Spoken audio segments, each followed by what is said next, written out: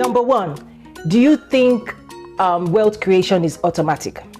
Right? Like, are you one of those that think, oh, I'm going to dream and say I want wealth, and then tomorrow morning I'll wake up and then poof, I'm wealthy? Well, to some, it might happen. Maybe those who play lottery, or those who might have a distant cousin or an auntie that passed on and they realize, oh my goodness, my auntie passed on everything to me. That might be, but how many of the people around you have you ever heard them tell you that story, that's their story, that they actually acquired wealth immediately? They slept one morning and the very next morning they received a phone call and they were like, oh, you're rich now. It doesn't happen. At least maybe, one in a bit. I don't know what the statistics is, but we know that's not the way wealth is. So that's the first thing. People thinking that just desiring it, that just wanting to be wealthy makes them wealthy. The second thing is that people thinking that it's immediate. That the moment I create a business, or the moment I decide to create a venture or invest in a business or invest in somebody else's business or create a portfolio, that, in the next 2-3 weeks, something is going to show up and poof, I'm wealthy. Have you ever heard that before? If you've really spoken to or sat down with people that are extremely wealthy, that they've acquired wealth, they've done it 10, 20, 30, 40, 50 years of consistently doing the real work, right? The real wealthy people, again, the exception would be generational wealth that is passed down, right? That person that did the work, that acquired the wealth, figured out how to manage it successfully enough that the next generation could benefit from it. Well, that's a misconception, that people think it's immediate.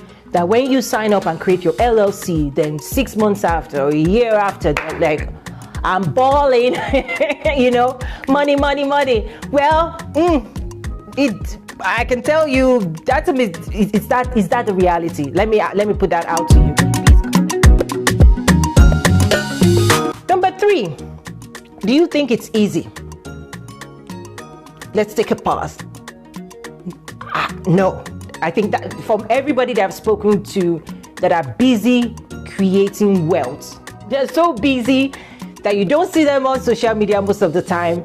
They're not checking into their Twitter account. You don't see them online. Like the real top 1% that I've had the privilege to sit down with, to have coffee with, to talk to speak with, they're just too busy. They're just too busy figuring out how to build their business, how to grow revenue, how to add value in the marketplace.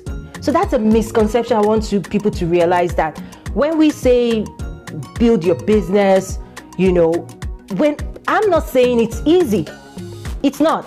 Anybody that tells you it's easy, well, ask them to show you what they've done.